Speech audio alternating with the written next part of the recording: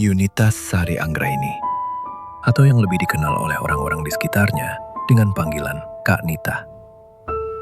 Mengenai latar belakang usianya, terdapat beberapa versi di berbagai portal berita.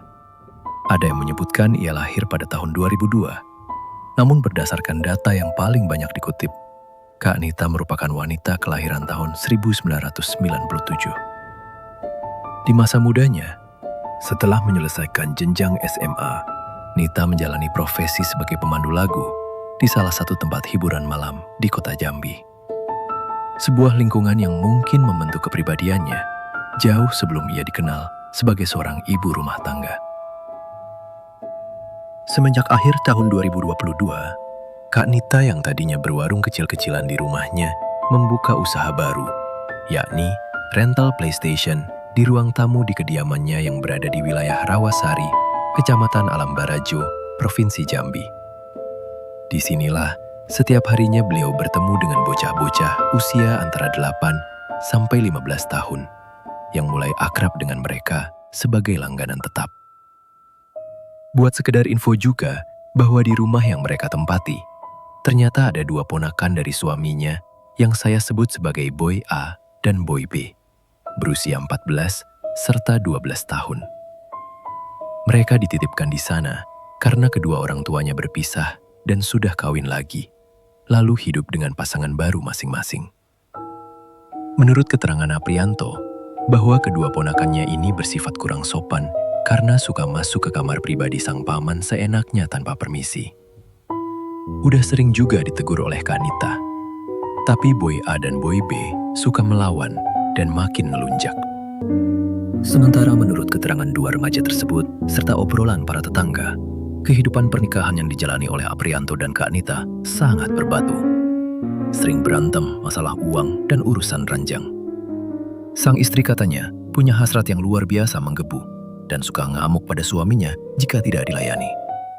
Bukan hanya itu, bahkan beberapa kali Kak Nita melukai tangannya sendiri dengan sajam dan mengancam akan melukai putri kecil mereka yang masih usia 10 bulan jika Aprianto tidak menuruti segala permintaannya yang aneh-aneh dalam berhubungan ranjang. Menurut pengakuan sang ponakan Boy A yang berusia 14 tahun, pada Sabtu malam tanggal 21 Januari 2023, dirinya disuruh masuk ke kamar oleh Kak Nita sebab saat itu sang suami sedang keluar.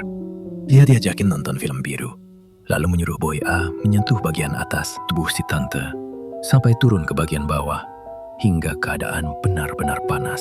Kemudian menyuruh Boy A untuk melakukan perbuatan tercela dengan iming-iming boleh tetap tinggal gratis di rumahnya dan boleh bebas main PS sesuka hatinya.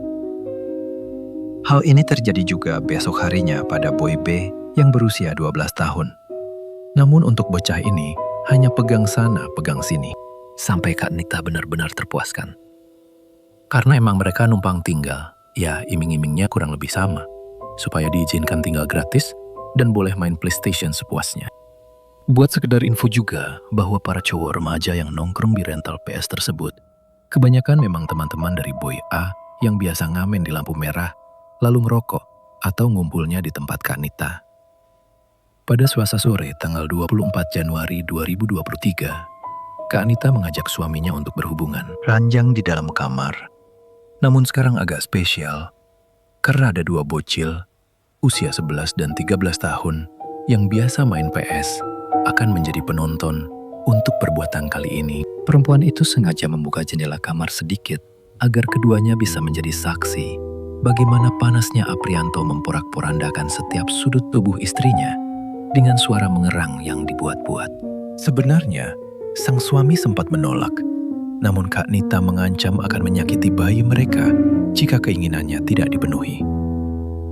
Aprianto tahu banget bahwa istrinya tipe orang yang sangat nekat dan nggak punya otak.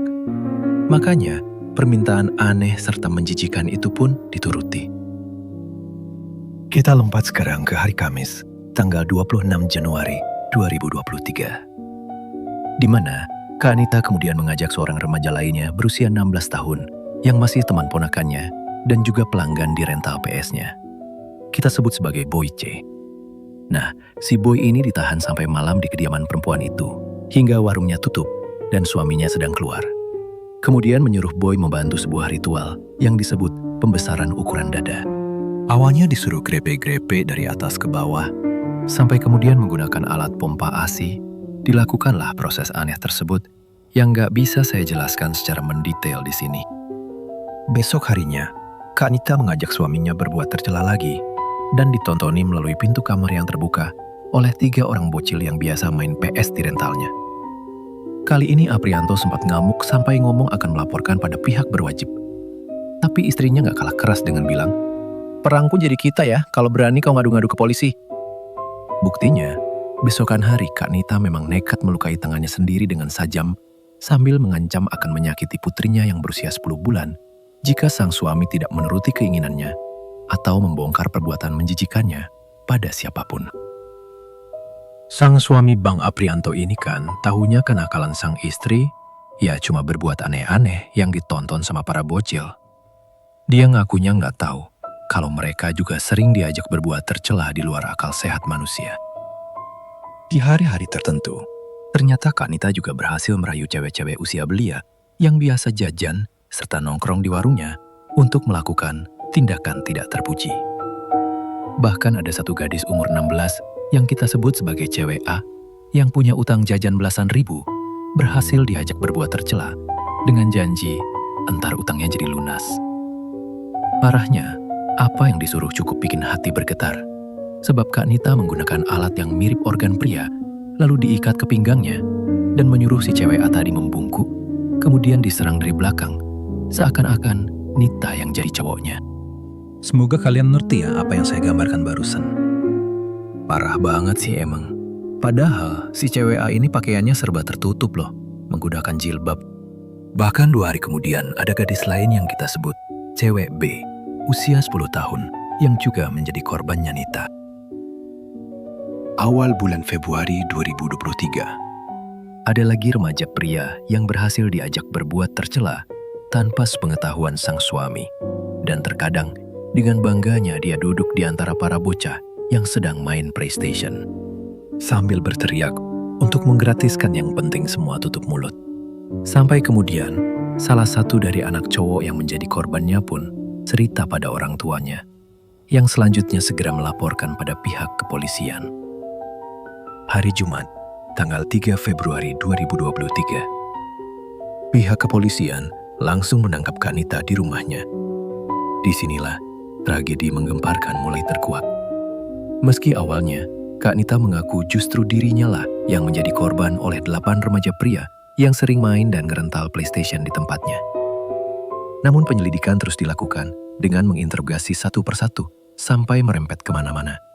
Hingga total, ada 11 bocil pria antara usia 8-15 tahun yang memberi keterangan dengan jelas. Besokannya pada Sabtu sore tanggal 4 Februari 2023, akhirnya pihak Polda Jambi menetapkan perempuan berusia 25 tahun tersebut sebagai tersangka. Uniknya, dari hasil peninjauan lebih lanjut, muncullah korban lain yang berjenis kelamin wanita di Mapolda Jambi. Dan pengakuan mereka cukup mencengangkan, hingga total jumlah korban meningkat dari 11 menjadi 17, yakni 11 cowok dan 6 cewek. Dengan perbuatan tercela yang berbeda-beda. Aprianto juga menjalani sejumlah pemeriksaan pada hari Minggu, tanggal 5 Februari, dan mengaku bahwa istrinya memiliki perilaku menyimpang semenjak dulu. Namun, dia selalu di bawah ancaman kalau ngadu ke polisi yang bisa membahayakan nyawa putrinya yang masih balita. Sepertinya kesaksian pria tersebut cukup dipercaya sebab sinkron dengan keterangan para korban yang bilang bahwa Bang Aprianto selalu berusaha menyuruh calon korban pergi saat disuruh nontonin atau membela mereka, supaya tidak menjadi pengintip saat Kak Nita pengen dilihat ketika berbuat tercela. Pada hari Selasa, tanggal 7 Februari 2023, Kak Nita pun menjalani pemeriksaan khusus kejiwaan di ruang observasi Rumah Sakit Jiwa Daerah Jambi. Dan tentu berkoordinasi dengan psikolog apakah tersangka ini pantas untuk diadili. Buktinya, proses tersebut memakan waktu 20 hari hingga Kompol Mas Edi yang mewakili Polda Jambi mengumumkan pada Kamis tanggal 2 Maret 2023 bahwa Kak Nita tidak menunjukkan adanya gangguan kejiwaan hingga pantas untuk diadili. beliau pun segera dikembalikan ke rumah tahanan Mapolda Jambi untuk mempertanggungjawabkan perbuatannya. Pada persidangannya di hari Kamis tanggal 20 Juli 2023, ada 8 anak dan 2 diantaranya adalah perempuan beserta 5 orang tua, sekaligus Ketua RT Rawasari menjalani persidangan di Pengadilan Negeri Jambi di wilayah Telanai-Pura. Sejak pukul 13.30 waktu Indonesia Barat, mereka memberi kesaksian mengenai apa yang dialami, dan kala itu, sang tersangka Kak Nita tidak berada dalam ruangan sidang, namun dihadirkan secara virtual dari jarak jauh menggunakan monitor untuk mengurangi rasa trauma pada para korban. Dari sini ketahuan, bukan hanya melakukan perbuatan tercela, namun ada unsur kekerasan yang dilakukan wanita tersebut dalam proses memaksakan kehendaknya kepada mereka. Sampai pada hasil keputusannya, per hari Kamis tanggal 12 Oktober 2023, Ketua Majelis Hakim, Bapak Alex Pasaribu di Pengadilan Negeri Jambi menyatakan bahwa Yunita Sari Anggraini alias Kak Nita bersalah atas pelanggaran pasal berlapis, yakni perbuatan tercela, kekerasan, serta pengancaman. Perempuan yang berusia 26 tahun saat sidang itu pun terkena hukuman 11 tahun penjara plus denda sebesar 1 miliar rupiah. Nah, kalau denda ini tidak bisa dibayarkan oleh beliau, maka diganti dengan pidana kurungan selama 1 tahun. Jadi totalnya bisa 12 tahun. Menurut kamu, apa yang sebenarnya terjadi pada Kak Nita ini? Karena ternyata dia tidak mengalami gangguan kejiwaan. Dan apakah kalian punya tambahan info yang perlu kita ketahui bersama-sama, yang mungkin belum saya sebutkan? Silakan komen di bawah.